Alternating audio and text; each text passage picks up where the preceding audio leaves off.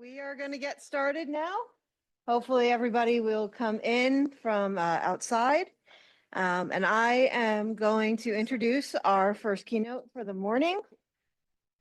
So I'd like us all to welcome Shannon Farrell from the Data Curation Network. And this is one of the things that ISB has been doing to try to reach out to expand and increase our interaction with all different types of biocurators and data curators. So Shannon comes to us from the University of Minnesota, where she is the director of the data repository for the University of Minnesota with the excellent acronym of DRUM. Yes. So thank you very much for being here. I'm really excited to hear everything that the Data Curation Network is up to. Okay, thank you. And thanks for this opportunity. My background, I think, is quite a bit different from yours. So I was going to spend just a little bit of time talking about what it is that I do. So hi, I'm Shannon. As you just heard, I'm involved with the University of Minnesota and research data services there. I'm the lead for our research data services team, which we call RDS. And then I'm the director of DRUM.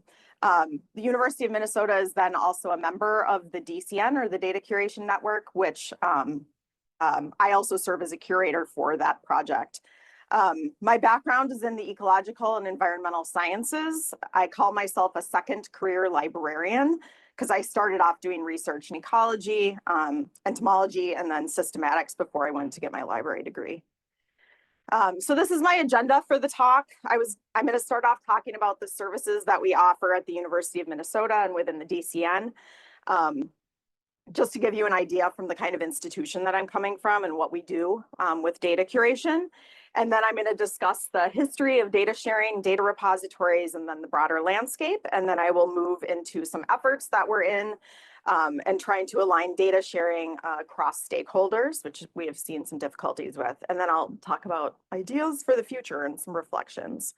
So this is the University of Minnesota. I don't know who is familiar with it. This is just a map of our campus. We have the East Bank here in Minneapolis, the West Bank separated by this Mississippi River. And then we have St. Paul, which is actually 5 miles away. So you have to take campus buses to get everywhere.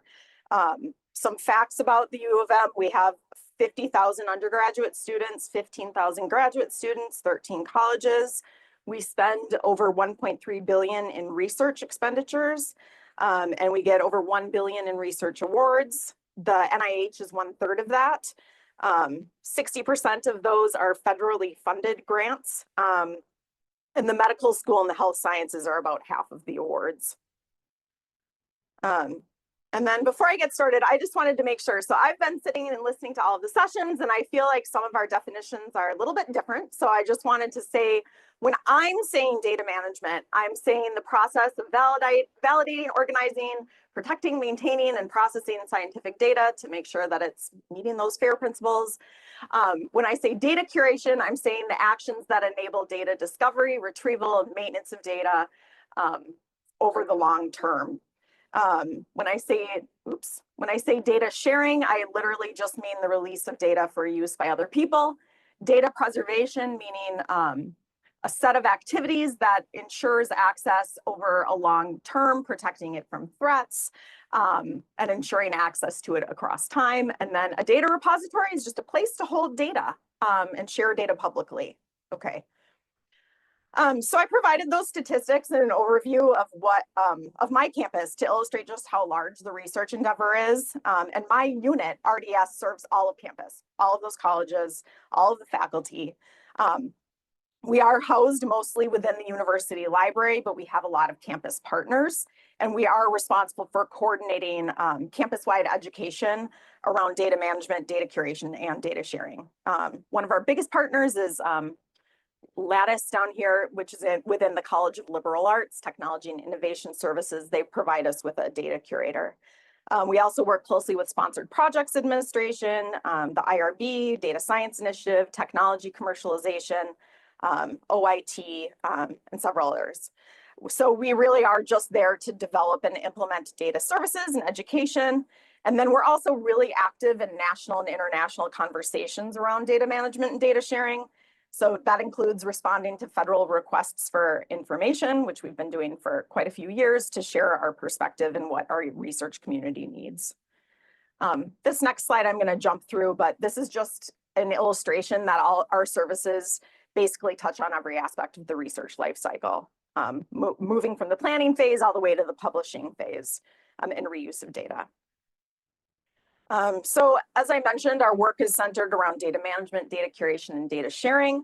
It includes helping researchers figure out how to preserve their data sets for the long term. What it looks like in practice is a lot of consultations, reviewing data management and sharing plans for grants, and doing a variety of instruction activities. We also hold quite a few outreach events, which are listed there at the bottom. I've said this already, but the people that use our services are both students and researchers. So with researchers, it's a lot of those one-on-one consultations, but we also meet with whole teams, research labs, departments, and divisions. And for students, we're offering similar consultations, but it's more around like educational sessions within courses. We have a whole semester-long boot camp series that we offer every fall. And then we also help them figure out what to do with their data when they graduate. This is just a more granular representation of what we do. All of our curators have a specialization. So mine is biology and ecology. We have data sharing services, which is anything from helping folks deposit their data into Drum, but other repositories too, or just finding a repository. And we also purchase data sets so that people can use data in secondary analysis and so on. This is just Drum, just what it looks like. We're free open access data repository.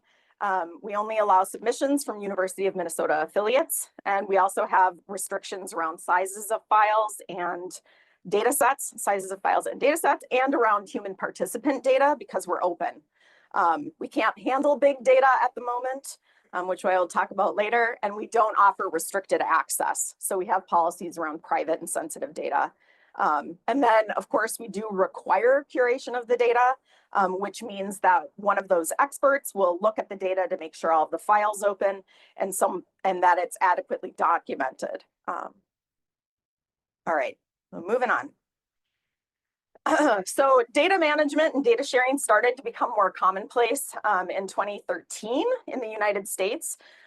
It's been a hot topic for over a decade now. This is when the Office of Science and Technology Policy released a memo that required that data management planning for agencies that provided over $100 million per year in funding had to do the planning. So it was required for grants from those agencies. The data management plan is essentially a document that describes how you're going to manage and share your data. It's a step in the grant planning process that you have to comply with. And of course, different agencies, no one does everything the same, have different policies around data management, which you will notice if you submit grants to more than one place. In August 2022, they updated their requirements so now that every single agency has to do it, not just those that have over 100 million per year in funding. They were supposed to be fully implemented by December 31st, 2025, but with the administration change, there's been a lot of uncertainty. So all I can say here is stay tuned. Over time, researchers have employed lots of different ways to share their data. So we've seen all of these. The move towards using repositories has actually been much more recent. An early method that researchers were using to make data available was just to say it's available upon request, like contact me. Of course, the problem with that is then researchers had to respond to all of those requests. And it also means they were responsible for making sure that their files were stored and preserved well. There's been complications if you moved institutions, you changed your contact information, or you just might not be able to access that data if you are not at the same place anymore. There was an article in Current Biology in 2014, which detailed how research data rapidly declines with article age, and the main issues they found were indeed broken email addresses and lack of adequate storage. So another movement that we saw with data sharing was researchers depositing their data as supplemental materials in a journal. So that was great because it was right next to the associated article, but then it might be behind a paywall. So if people didn't have access to that journal, it wasn't truly public. Some researchers are maintaining project websites where the entirety of their project, which could be decades of data sets, is all together in one spot. But the negative to that is that someone has to maintain it. And I have seen instances where universities changed platforms or changed URLs and files were lost.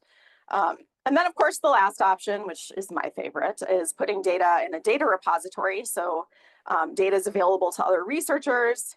You don't have to maintain it. The repository is doing that. But there is a lot of work involved to meet repositories guidelines and maybe formats, right? Another issue is not every discipline has a designated repository, and all of these repositories aren't linked together in a simple way. So if your project involves a lot of different data types, your data might be distributed across several locations. All that being said, some disciplines, particularly those in the biological and ecological sciences, which I don't have to tell you, have been sharing their data for much longer than these mandates and recommendations. This is just a list of a few bio repositories. So, I mean, if starting at the top there, GenBank was founded in 1979. They started taking submissions in 1993, and you have Uniprot, I don't know how to say it, was founded in 2002. So general guidance suggests that it's preferred that researchers deposit their data in disciplinary repositories, but generalist repositories, which house all kinds of data regardless of format type or subject matter, have also been on the rise. I'm not going to talk about them in detail. I just wanted to point out a few, such as Dryad, which started in the biological and ecological sciences, but now it takes anything. And Figshare, which we reference a lot in my work because they have a big data aspect of their repository called Figshare Plus. So that's where we point quite a few people. Okay, so but what about institutional data repositories, which is the kind that I run? Where do we fit? So we're most like a generalist repository in that we take any kind of data, but we limit to only people who have a connection to U of M. Institutional repositories tend to be very siloed. The policies and procedures are just dictated by that local community. And repositories aren't connected to one another across institutions. We, of course, would still argue that we fill a vital role in the landscape. This article in Science, it was an e-letter, was authored by several of my colleagues, and you know that's what they're arguing. We might be the only option for a researcher who doesn't have a disciplinary repository to turn to, or who lacks funding to pay for deposit or curation. One of the interesting, I know this is horrible to read, but one of the interesting things about all of the repositories and the different disciplines involved is that depending on your discipline, you might be encountering varying metadata standards. I found this nice table from the National Institute of Diabetes and Digestive and Kidney Disease, which just illustrates that there are a ton of metadata standards across different disciplines.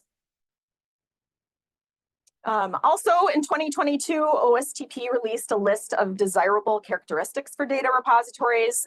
It comprises more than 20 different elements. I haven't included them all here for that reason, but it's a great resource to refer to. In general, they just want repositories to meet the FAIR characteristics, which I'm not going to go over. We've heard tons of people, mention these. But this is what FAIR means in terms of repositories. So I've provided that here for access. That science e-letter that I mentioned previously was in part a response to feedback that we were hearing from grant program officers. They were telling researchers that institutional repositories are not fair and they're not a desirable data repository. So we've had to talk to both researchers and either help them change the repository in their data management plan or to work to educate the program officer together. We also created a new website for DRUM, which shows how we do meet the desirable characteristics. And this model has actually been followed at a number of other US institutions. So obviously the FAIR principles and the desirable characteristics are not new ideas. Those that have worked with repositories have been employing those techniques and the principles for a long period of time. I am viewing them right now more as a mechanism to help researchers understand how to analyze and assess the overwhelming number of repositories that are out there. and help managers make better decisions with how they're providing data access. But I have noticed that finding and choosing repositories continues to be very challenging for folks, and they still need a lot of assistance. Further, as a repository manager myself, I know that we're nowhere close to the ideal form of FAIR, but we are making progress over time. I'm going to close out this section just by highlighting this quote that a colleague at the DCN sent to me.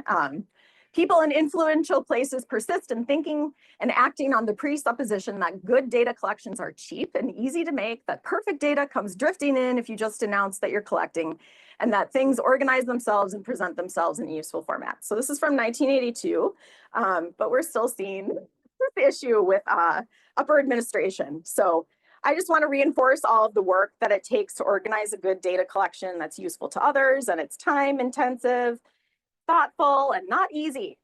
All right, we've said this a million times. So this is why data curation is so important, because if you put garbage data in, that's all you get out. Okay, so I'm going to move on to the work that we've been doing at the U of M to advance data sharing. I'm going to highlight a few projects that both we've been doing, that we've also been doing in the DCN. So before I do that, I just wanted to share and name the challenges that we've been seeing. So first and foremost, like I just said, it takes a lot of time and energy to curate and share data. You all know this. Researchers tell us time and again that Drum's curation process is very valuable, but it's a ton of work. And data sharing and curation also costs money. It takes someone's time to organize and prepare that data. It also costs money to store and house the data. And some researchers have also been really worried about losing out on their hard work in terms of patents, copyright, and intellectual property if they share that data publicly. So we have seen some researchers in certain disciplines who've been particularly resistant to sharing their data. So our U of M researchers seem to be happy with curation. And there was also a study that said that this was the consensus from other researchers. So in 2023, a group of DCN curators from 6 institutions published a paper on how researchers felt about the data curation process with their local institutional data repositories. Happily, 98% of researchers either strongly or somewhat agreed they were satisfied with the curatorial review that they received. Over 90% of researchers that submitted data agreed that the curation process helped them feel more confident sharing their data. And it also asked researchers what's the most value-added curation action taken. And they heard that curation caught mistakes, it increased data set quality, it helps them prepare for long-term access, and it made that data set more accessible and readable. But going back to one of the primary issues with data curation and sharing, it costs a lot of money. One of my U of M colleagues, Alicia Hoflick-Moore, has been working on the realities of academic data sharing project, or what we call RADs. They've been assessing the costs associated with data management and sharing, both incurred by institutional offices, as well as the cost paid by individual researchers to manage and share data. And they found that the average cost for institutional services was $750,000. Of course, this varied, but from the researcher perspective, they found an average per funded research project cost for data management of close to $30,000. This included both direct costs from the grant as well as supplemental lab or department funding. When they looked at a researcher's spending in proportion of the total grant award, which is down here, it was 6% on average. But they saw for smaller grants, those costs were actually a large proportion of the award, approaching 15%. And for larger grants, it was more like 1%. You can read more at the link provided there at the bottom. Okay, so moving on to the DCN. So the University of Minnesota and myself personally are members of the Data Curation Network. So I'm going to be saying a lot of we and our, but the DCN is actually the result of years worth of labor from countless people. So it's a community-led network of curators, which aims to advance open research by making data more ethical, reusable, and understandable. We're an active community of data stewards and curation practitioners who share knowledge and time to collaboratively curate research outputs and advance the data curation profession. The DCN has been around since 2016. We officially launched as a member-funded organization in 2021. And the initial phase of our project was funded by the Alfred P. Sloan Foundation. The University of Minnesota is the financial house for the DCN, and the director is employed with us. The Data Curation Network is a network of 25 institutions, and it comprises over 70 data curators. Some of the things that the DCN does are listed here. Of course, it includes curation. The 70+ curators are the foundation of our cross-institutional curation network.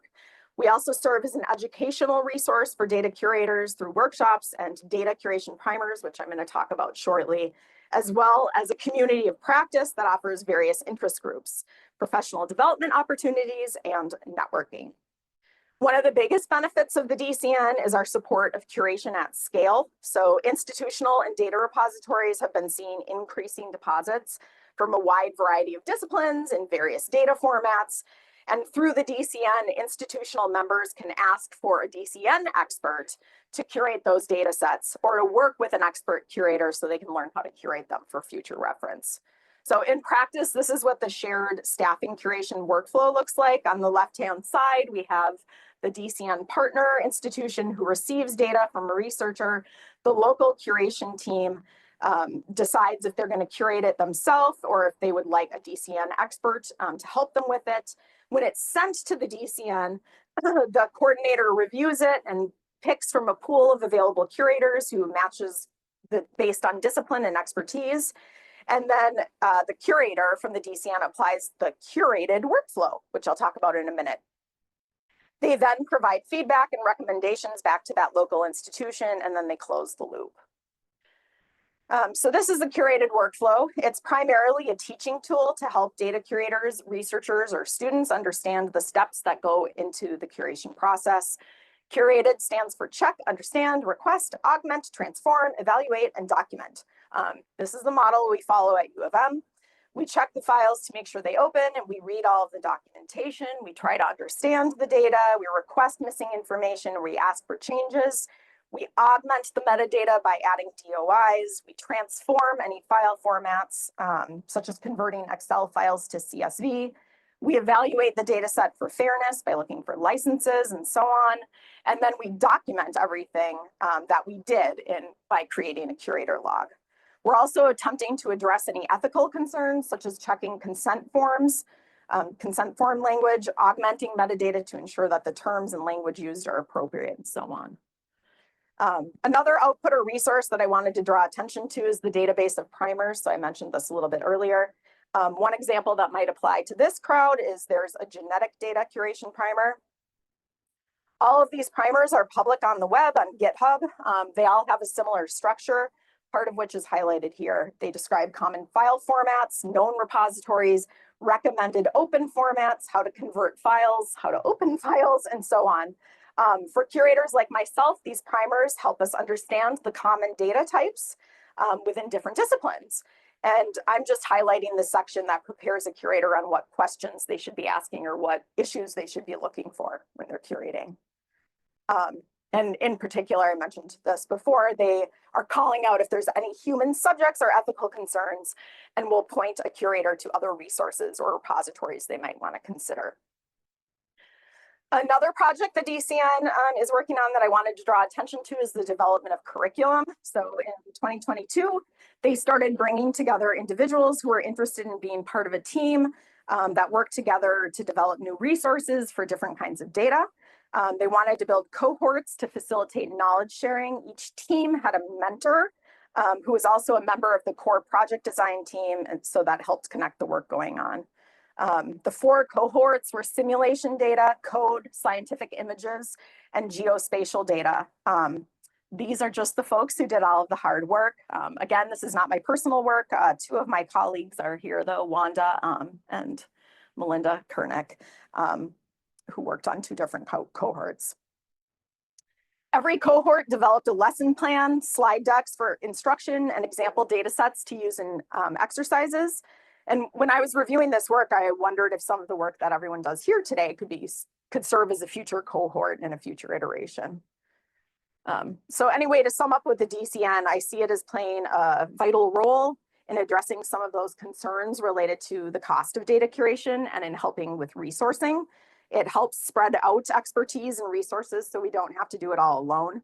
And we work through problems that we're seeing in our local environment and can reach out to them to see if anyone else has seen similar issues or found solutions.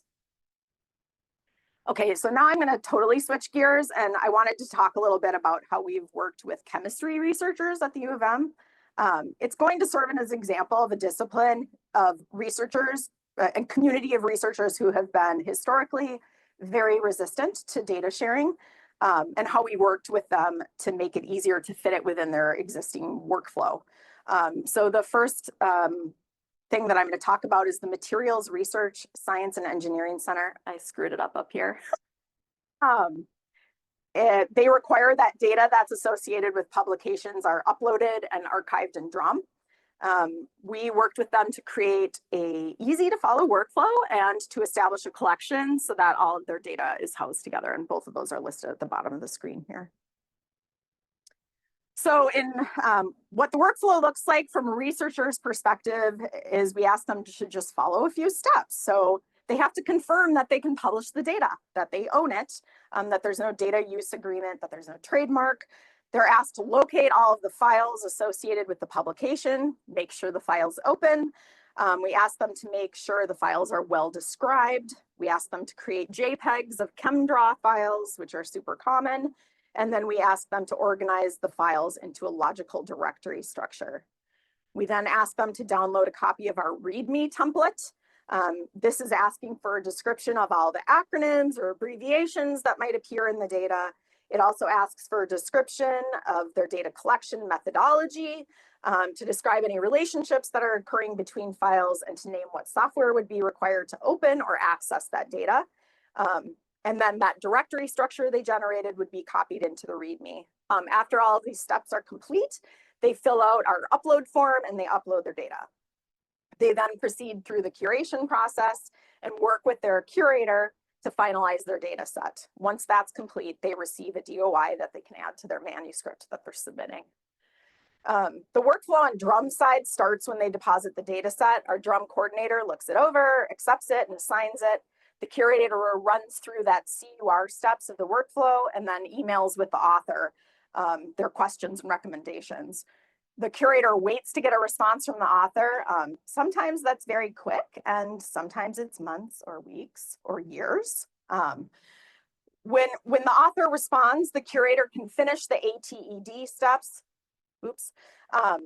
They'll make any necessary changes, they upload the changes, they edit the README, and they mint the DOI. And then they send a final email saying, congratulations, curation's complete.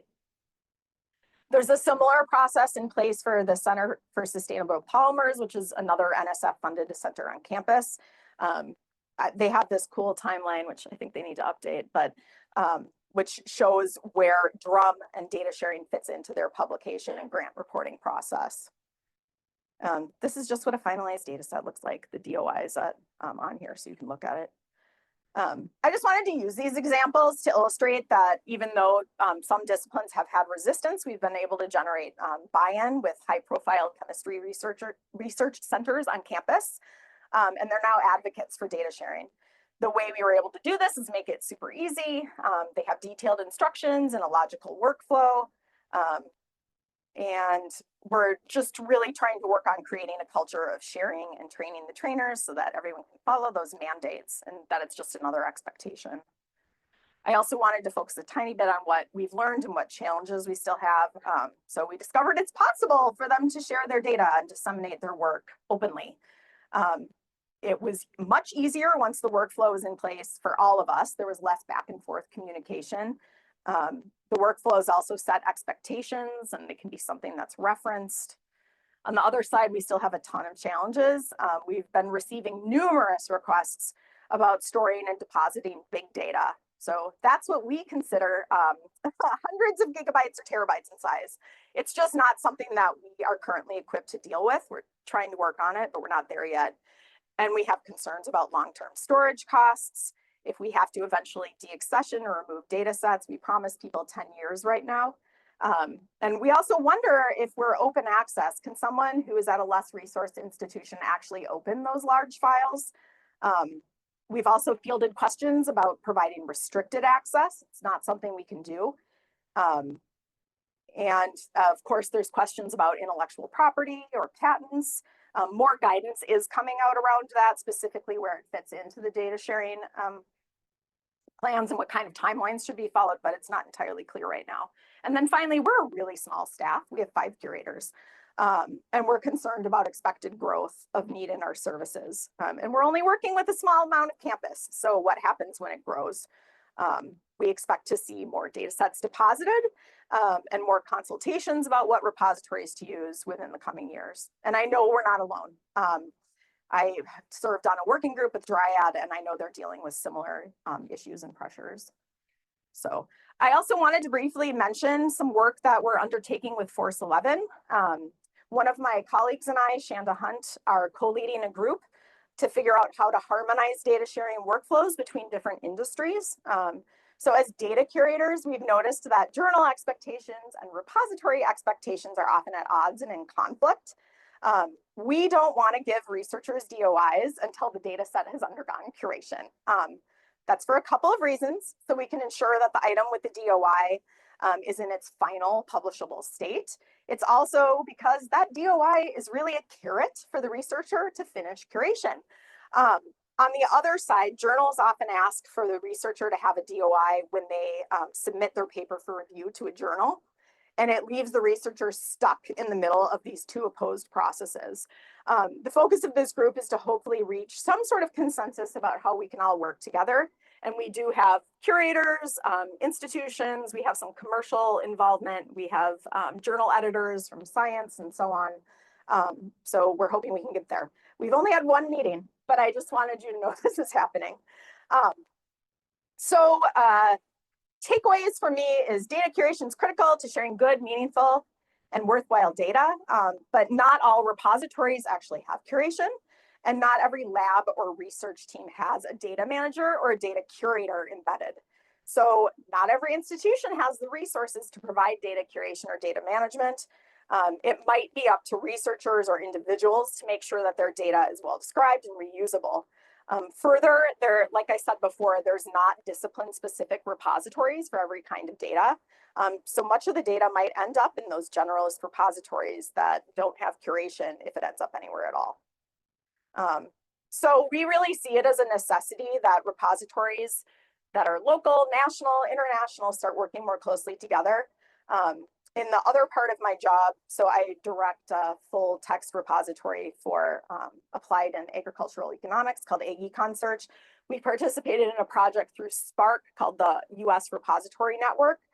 And they're working to link together US text repositories and improve discoverability for them. I'm hoping that a similar project arises for institutional data repositories or just data repositories in general. We're trying to do this locally at U of M, so believe it or not, Drum's not the only data repository on campus. There's actually a lot, and we're trying to start work more closely together by first starting off exchanging information and hoping that it leads to more technical changes that makes it easier for U of M researchers to know where to deposit data, where to discover it, how to reuse it. All right, so what's next? Beyond repositories and journal publishers on the local level, we're also working on building robust connections with a bunch of communities. So both on campus and off campus who are involved in open science and open data. Believe it or not, everyone is very siloed. One of the primary things that we've been doing on campus is we created a network of data managers, data custodians, or data curators. It's to connect all of the staff whose primary role is in the management of data. The folks are spread out across our institution and campuses, and we're trying to bring them all together to share wins and challenges. We just launched this in fall 2024, and we already have 240 members. Outwardly, one of our goals is to also establish more of a presence in national and international research data communities. We're already, of course, active in the DCN, but it means more involvement with organizations like this one and Research Data Alliance, iAssist, and so on. That's because we think there needs to be more community decision-making. We know that there are literally thousands of repositories and no one universal solution. We want to know how we can work better together or integrate together. And reports also say that the world contains zettabytes of data, and it's very costly to preserve everything forever. So what are we going to do? On the subject of deaccessioning, I just wanted to draw your attention to the EarthCube project. So one of our DCN members has been involved with this. It's NSF funded, and it's focused on managing model data within the geosciences. The outcomes of this project have been a series of workshops and then a rubric that helps people make decisions about their data sets. So it really helps researchers decide what data to keep or share depending on several factors. So how much data do you have? How expensive was it to generate? Could it be regenerated easily? Do people care more about your inputs to the model or your outputs? Can you share just a segment or a subset of that data with similar results? And I'm thinking this could be a step further beyond just model data. These are really helpful questions to discuss with folks about their data sets, and in particular, those larger data sets. And the rubric is linked there. And then these are the big problems that I see to solve with regard to data services. So big data, I've already talked about that a lot. How do we preserve data that's coming from less resourced institutions? Like I said, not every institution has internal or external funding to preserve their data. So what's going to happen to all of that work?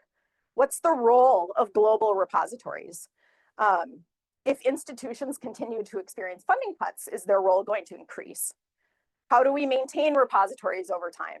Many of the repositories in the biological sciences, as you know, have been around for decades, but many of those other ones are relative newcomers. So how do we ensure their stability? In discussions with others who run repositories, we've been asking them if there's any common needs that researchers are asking for, and the things that keep coming up are better collaboration tools and sharing tools. So both within institutions and between institutions. Better integration of data curation and sharing into their existing workflows. Improving the discovery of data sets. So even if we figure everything else out, if the data sets aren't well exposed, why are we doing it? And yeah, money. It's always money. Okay, so all of that being said, I want to address the elephant in the room that we have in the US. With our current administration, it's pretty unclear what the future of data sharing looks like. Although that Nelson memo just came out in August 2022, it isn't clear if it's going to be retracted. Barring that, we don't know if it's going to be enforced. So since agencies continue to be defunded, are they going to be able to continue down the data sharing road? If the agencies don't have the resources to continue pushing us forward toward open science and open data, are we going to be doing this as a community from the ground up? Will researchers go along with that? Are federal repositories safe? I was just looking at some federal data repositories. There's a message on the National Institute of Mental Health, NIM, on their data archive right now that says this repository is under review for potential modification and compliance with administration directives. And this message has been tacked on to more than a dozen other federal data repositories. So what are we going to do? Are we going to be relying more on commercial partnerships? Will this increase the role of institutional repositories for researchers? Literally yesterday in my email, I got a request from a researcher that lost their NIH funding as a result of all of this, and they now want to use Drum to deposit their data. And I'm not sure we can if it's human subjects, so I'm going to have to see it first. Similarly, what about all the data sets that are either at risk of being removed or have been removed? There are efforts like the Data Rescue Project that are doing their best to grab things, but of course they're not getting everything.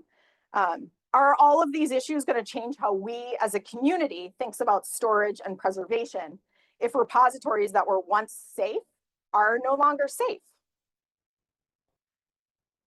In terms of curation, if our workloads increase and federal funding is decreasing, how are we going to sustain the resources for curation? Are we going to need to rely more on our communities and our networks to complete the work? And that's where that community decision-making and partnership and collaboration becomes crucial. Obviously, I don't have the answers to any of this. I wish I did, but I think it's going to be an interesting, as we say, Minnesota interesting, if anyone knows that joke, few years. And then finally, since so many presentations have mentioned AI, I thought it would be remiss if I didn't say it at least once, but I know there are a lot of AI tools that are being developed even within the DCN, but I do think that human curators are still going to remain crucial. And Chat GPT, that's this logo. I don't know if anyone knows this meme. I'm a big meme person. I don't think Chat GPT is coming for our jobs. And finally, something that I've been thinking about a lot with my team is that flexibility is critical. In the next year, we're really trying to build in space in our work to make room for the unexpected. That's been the theme of the year. So if we have to pivot and take on more data rescue efforts or data curation efforts, we need that space and time to do it, especially when we're in less resourced times. What it looks like in practice, I have no idea, but we're thinking about it, and I know it's going to be of utmost importance. And I don't have an acknowledgement slide, but I thank everyone in the DCN and my U of M team and this conference. So that's it. I'm done.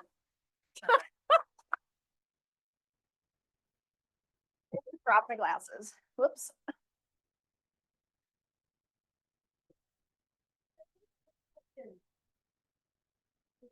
Should we have a mic runner? Or you feel free to come down.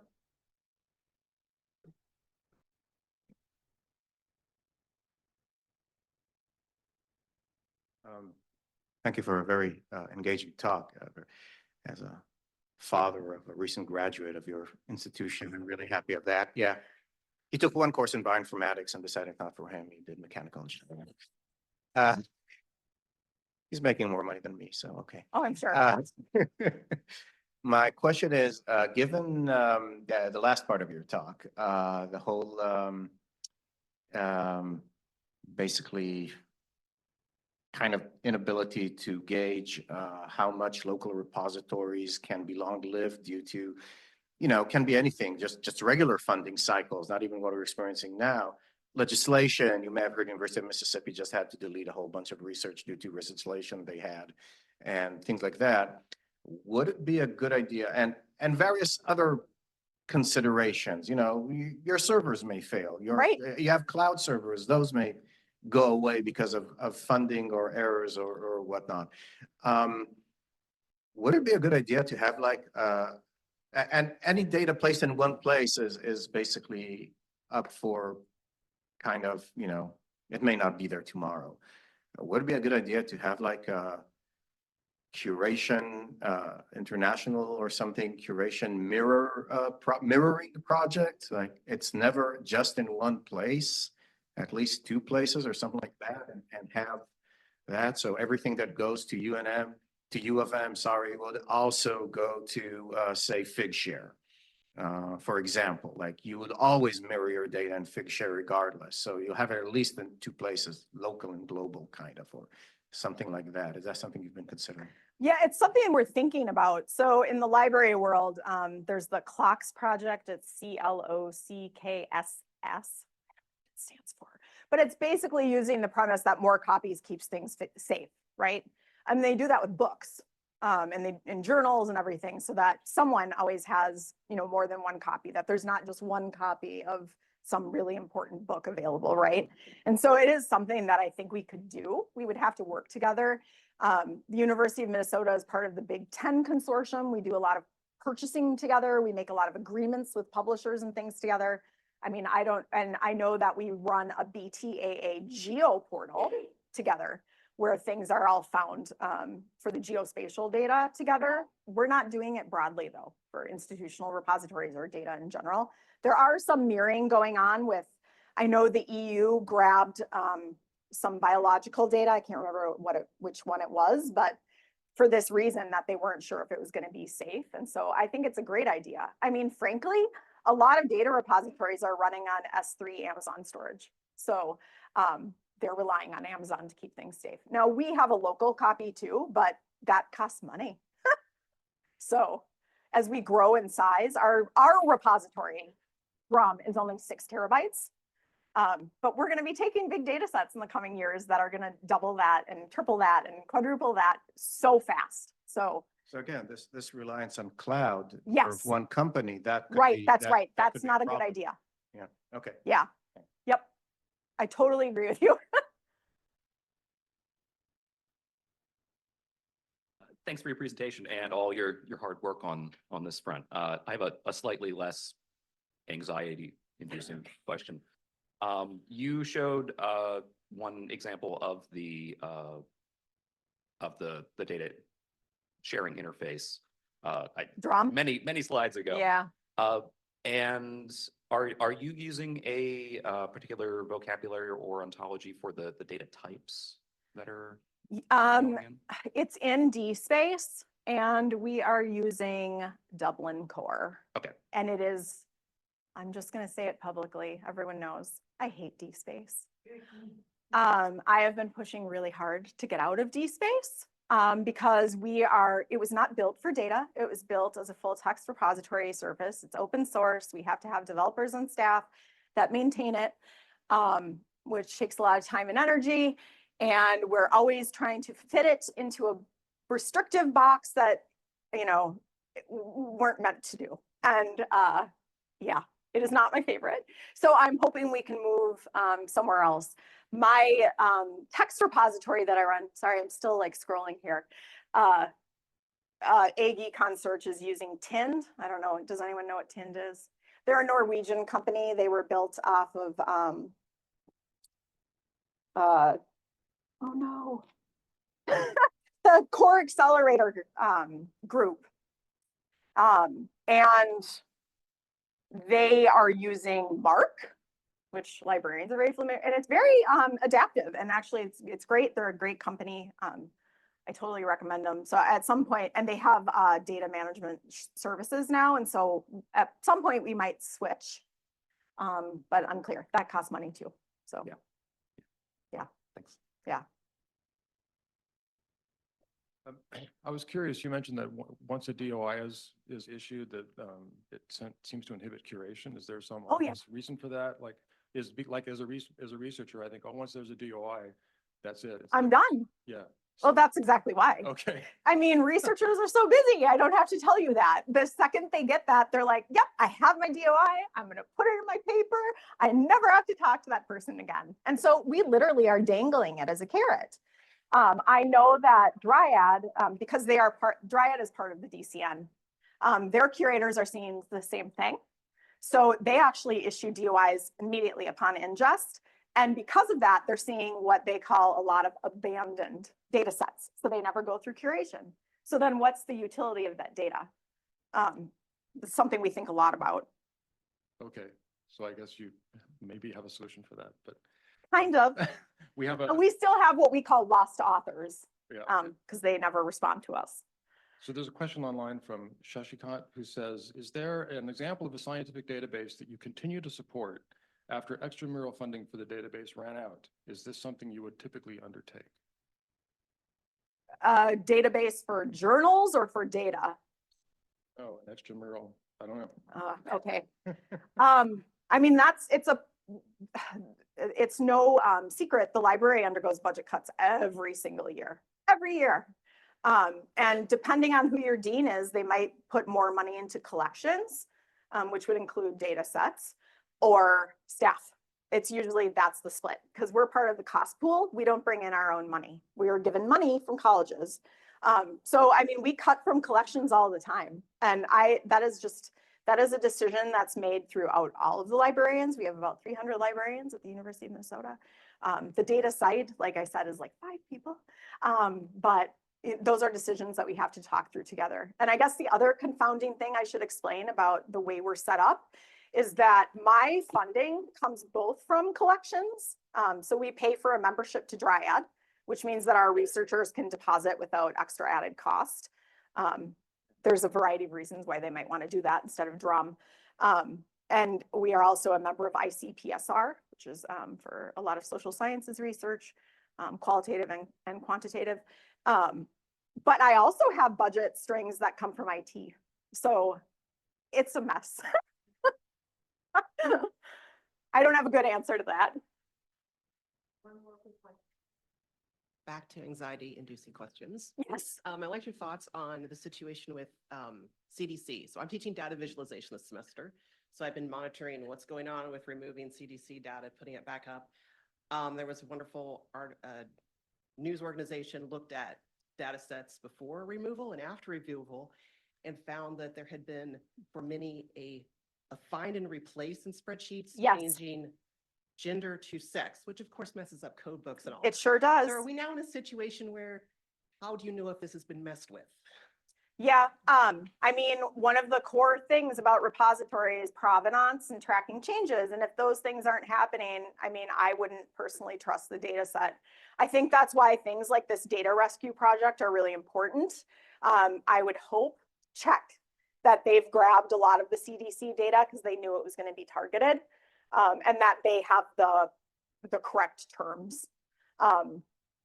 It's going to be really hard though, because if you don't know who deposited that data set, who worked on that data set, like, is it actually And you correct? can even trust anything in CDC now. Well, I know.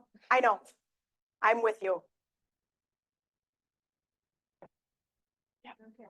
What more would we say?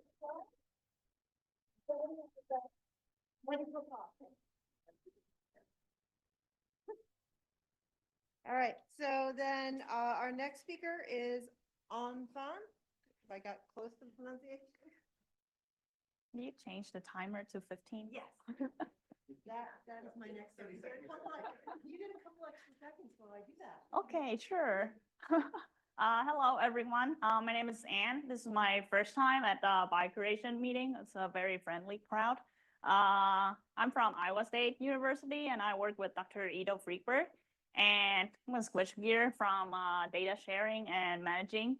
This is more research-y thing. I'm talking about delays in biocuration and how it could affect understudied proteins.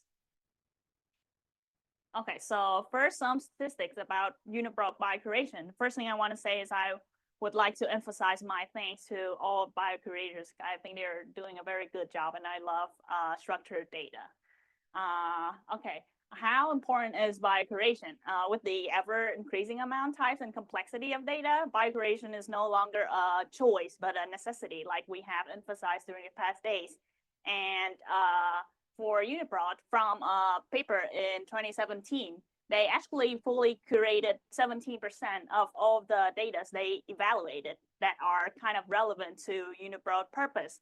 And that 17% is between 8,000 and 10,000 paper a year, out of 50,000 to 70,000 papers a year. So that's an estimate of how much papers are going through uniprot biocuration.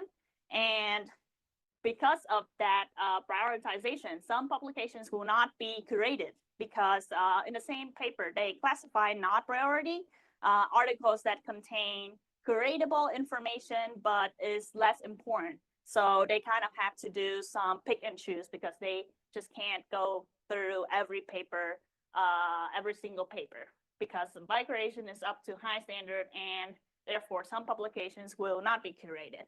So my hypothesis then is, maybe the prioritization made the less studied proteins be of less priority, and therefore less studied proteins might have a larger curation delay compared to well-studied proteins. And I actually want to test that hypothesis.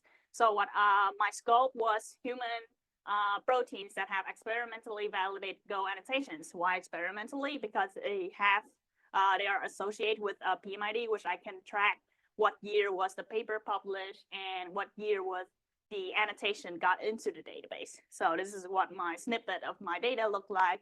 I would take the year of publication and then subtract the year of annotation from year of publications to get the number of delay in years. And I do this thing for every single annotation. And what I found was there's not actually a difference in the delay in curation between two groups of proteins.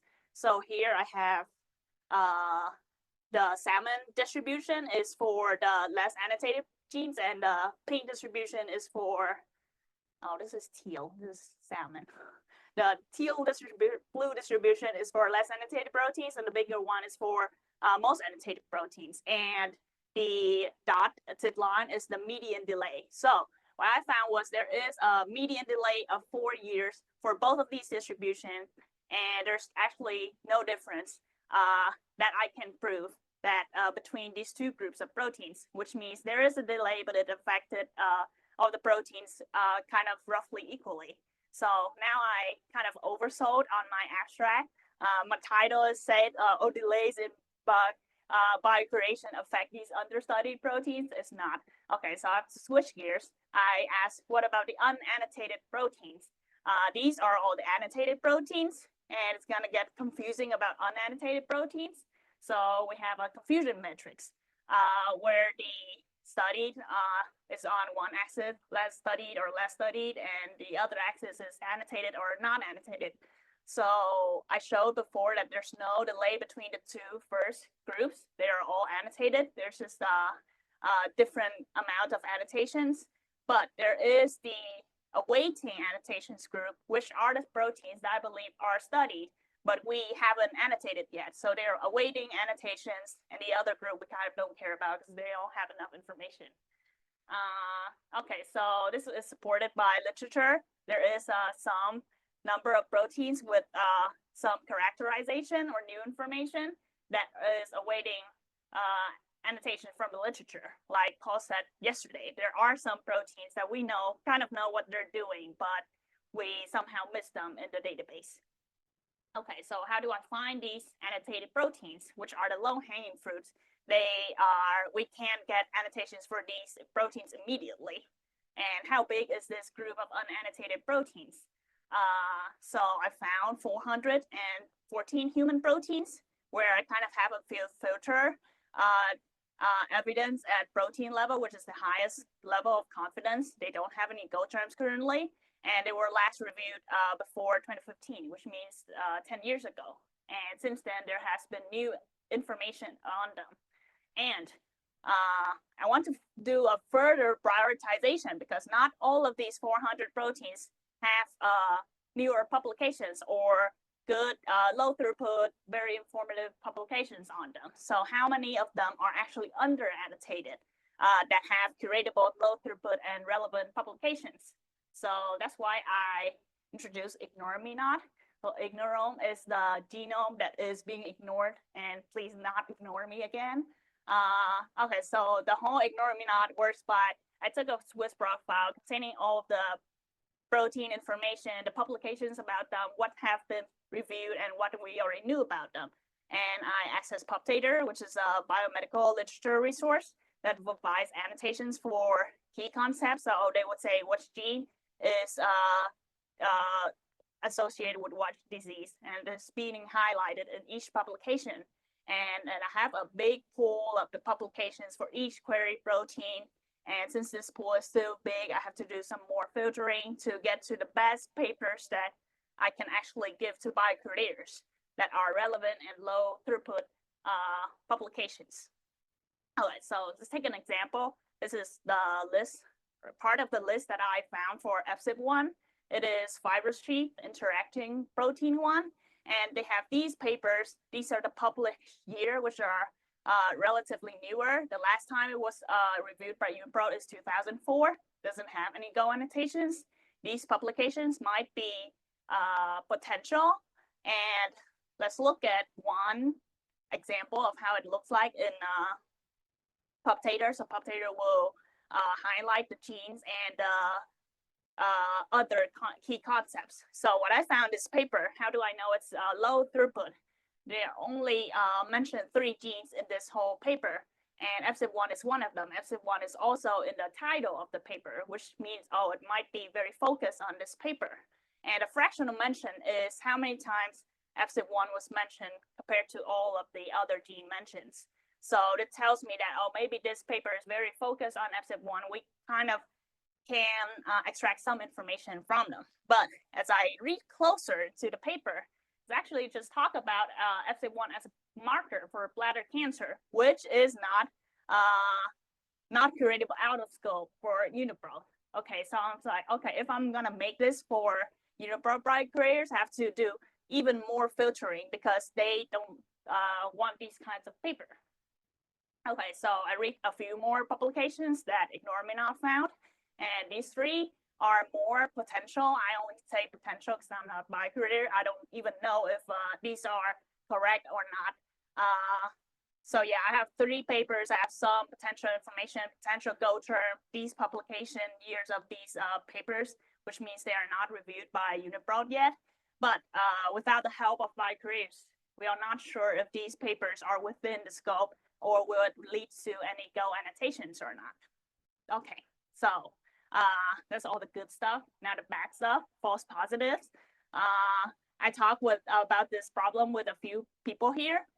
Gene aliases is one of the problem I ran into. So in this paper, TNT and CL20 were recognized by PubTator, and they are actually alias for chromosome 16, open reading frame 82, and the other one is also a human proteins. But reading into this paper, you might actually already notice that this is a chemical paper and it's explosive. So they are not actually human genes, but the abbreviation was falsely matched to be human genes. And I have a few more examples with these that I talked to Anastasia, Hemingway, H1, and B3. These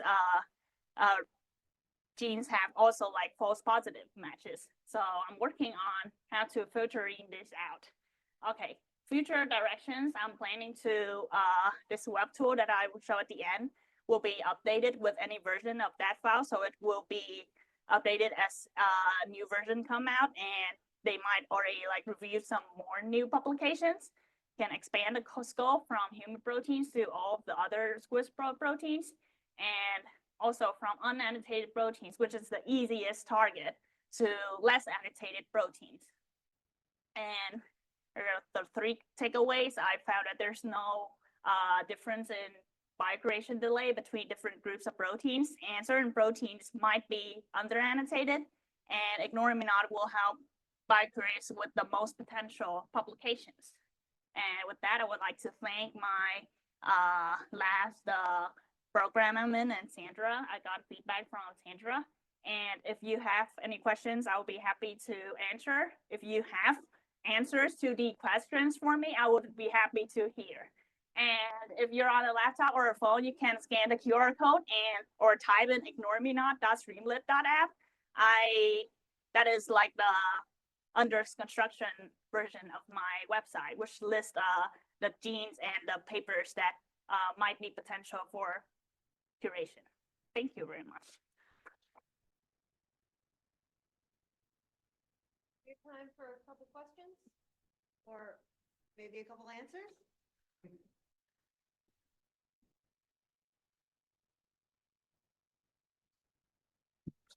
Thanks, Sam. That was a great talk.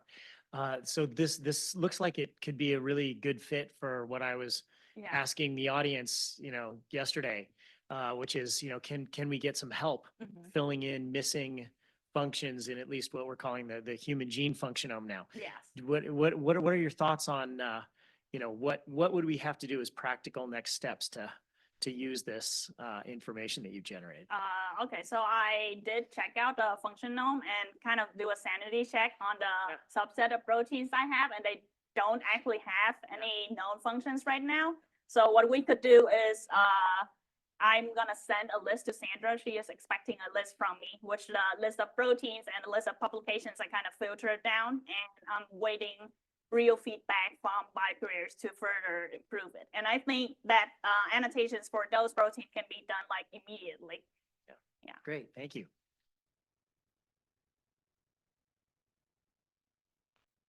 Any more questions? Okay, if not, we will. Then, yeah, next up is Christopher. Round 2. So for those that don't know me, my name is Chris Hunter. This slide we'll come back to later, so I can show you that. So I'm going to talk about the Genomic Standards Consortium. I'm taking off my GigaScience hat, despite the GigaScience t-shirt, to talk about the Genomic Standards Consortium. So myself and Ninja Grimmel are here from the Genomic Standards Consortium. We're representing that. We're on the board. And essentially, it's it's been around a long time. Yeah, the GSC has been around 20 years, and I want to go through the 3 decades that it's been since the first microbial genome was sequenced, and how the GSC was formed. Not based on that, but certainly as a result of the sequencing revolution that happened around that time. What GSC is all voluntary, so I need to put up my obligatory side. These people pay me, so GigaScience, come and talk to us. Bastian's here as well if you want to talk to him. So anything you want to know about GigaScience Press or the journal or database, we're here. Back to GSC. So the Genomics Standards Consortium is a whole volunteer organization. It's a working body formed of people that are interested in making sure that genomic sequence or any sequence is well annotated and fully accessible. It was formed 20 years ago, so we've been around for a long time, but we've only recently become an actual non-profit organization. So in 2023, we went through that process. We've got around 20 board members at the moment, and the next slide will show you whereabouts they're based around the globe. We do have a swathe of missing representation that we need to try and outreach more at the moment. So that's ongoing. If people are from that region and are interested in working with us, we'd be very happy to hear from you. Essentially, the aim is to make data, genetic data, as discoverable as possible and putting all of the annotations on it. All the faces. So the images around the outside are the people that actually pay the salaries of those people, because everything is voluntary. So, you know, make sure that they get seen as well. The stakeholders, again, most of the stakeholders that are interested in this are also represented on the board, because that's their job, that's what they want to do. That's how the stakeholders are in there. But essentially, it's anybody that does any sequencing or uses sequences effectively. They're the stakeholders of what the GSC does. And we want to try and outreach as much as we can to those people and to bring them all on board. So, you know, if you've ever done anything with sequencing data and you want to try and find it, you're a stakeholder. Come and join us. Help us do this, because it takes time. All of the people involved are volunteers, and we want to get as many people as we can doing the work on the ground. So back to the title, 30 years. So 30 years ago, the first bacterial genome was published. So that was sort of around the 1995 area, where the sequencing landscape was rapidly changing at that point. So ABI were coming on the scene, lots of sequencing machines, lots of people trying to get on board with this. So at that point, the archives were taking data that had been for 20 years before that. But essentially, it was designed as a way to share the sequencing data. And it's taken a long time since then to be able to add in all of the metadata that goes with it to make it searchable. And it wasn't really set up for that purpose initially. So over the next 10 years, after this had been sequenced up to around 2005, when we formed the GSC, the metadata that was with these two, that was with the accession that was published, is the species and strain. That's it. So there's not a lot of way of discovering it if you want to look at the environment it came from or things like that. So. And also around that time, because of the sequencing technology increasing its capacity, metagenomics became a bigger thing. So, you know, the metadata that goes with the metagenomic sequencing is the important part. You know, you can throw a load of sequencing in the database, but if you don't know where it's from, it's not telling you a great deal other than doing sort of gene functions and that sort of thing. So adding in the metadata of where it's from is also very important. So around 2005, there was a meeting at EBI in Cambridge. A bunch of these researchers got together along with the INSDC archive people to say, what can we do about this? How can we improve the amount of metadata that's going in the databases with these sequences to make them more useful so that people can actually download them and do something with them again? It's not just a bucket. And that's what essentially the GSC started out as, a bunch of people that had this idea and wanted to do it. So it wasn't until 2008, I think, the first checklist, which is the output, if you like, of the GSC, was published, and that was essentially, it was called Minimum Information About Genome Sequences, and it covered all of the genomes. So the diagram there is actually figure 1 from that paper, and essentially the idea was it's a checklist of different terms that you can add the values of those terms with the sequence data that goes into the archive, and they're put into the archive as part of the table of information that is there. So initially, when it first started, this was around 40 terms. Most of them were considered mandatory. Obviously, there's no way to validate that. It was just going as text files. So they're just there. And then beyond that, it started to grow. So there was more people getting involved, more different types of sequencing that were interesting. So it wasn't just the genomes that people wanted to talk about. So you're talking about the next ones that we came out. So we've got this MIMS checklist and the MyMark checklist. So you have information about metagenomes and information about marker genes. And you got the MySAG, the MyMags, and ViVigs, and yeah, we've got quite a few now. So the publication list is up there of when these things came out. Probably should have put a timeline up to make it more easy to see, but essentially it's 2008, 2011, 2016, 2018. So, you know, gradually building these things up as we go through.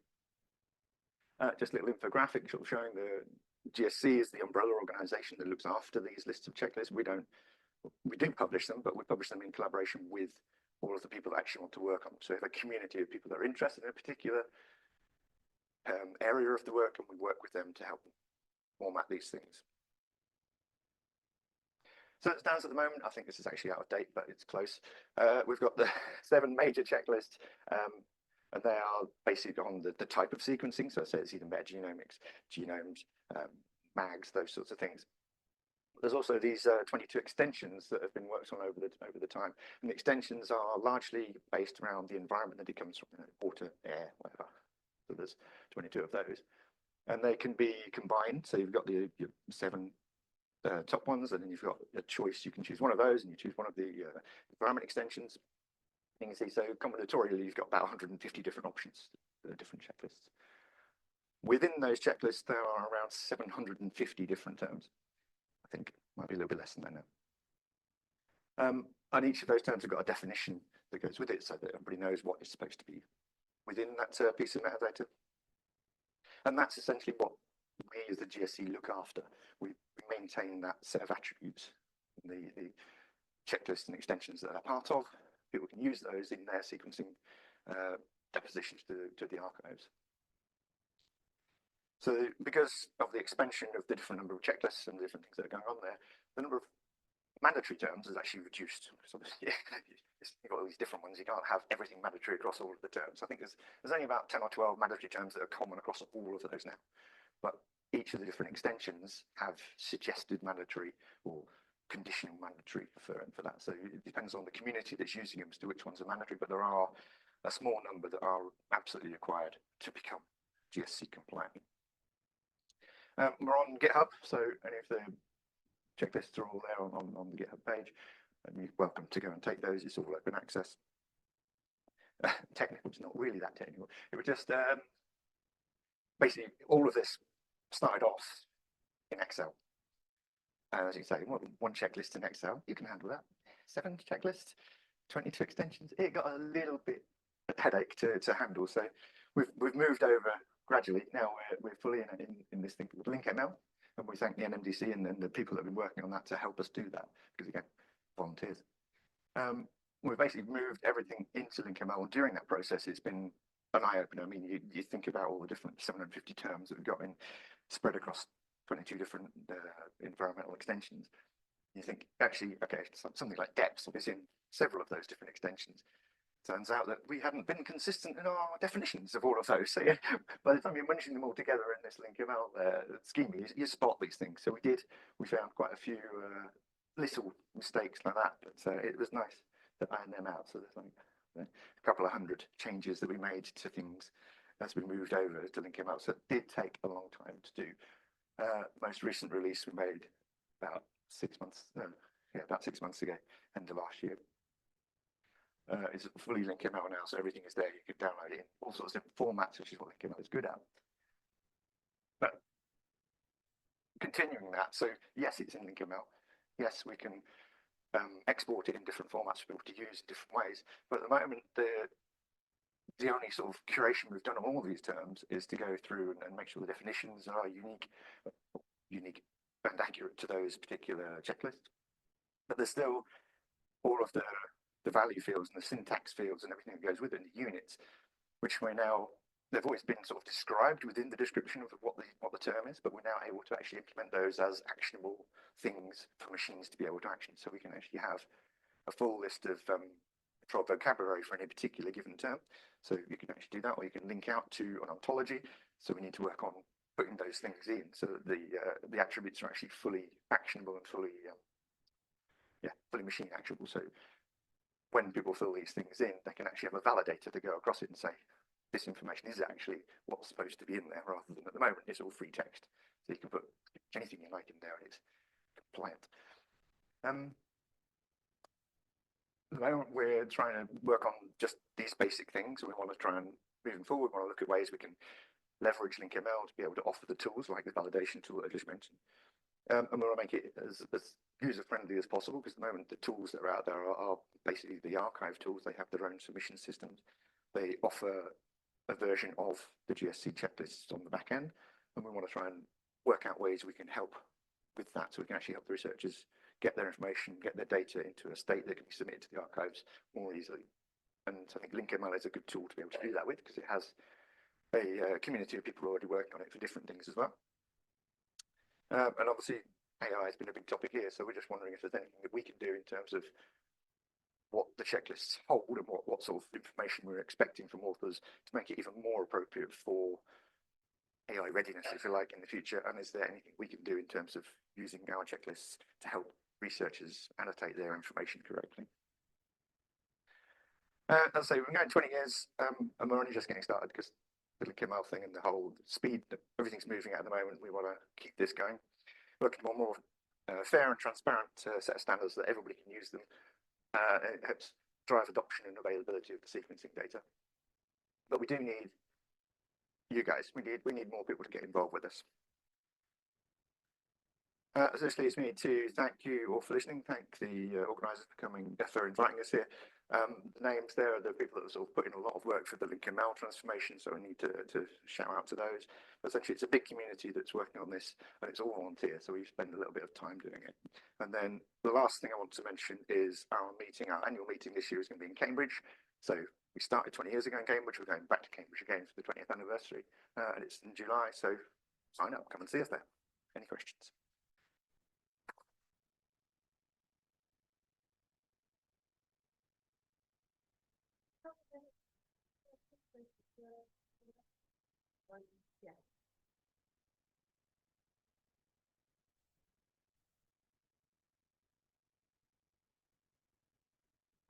Hi. So I was wondering if you how do you handle units discrepancy? I know because you have you can make it free text and then you get a lot of garbage and then.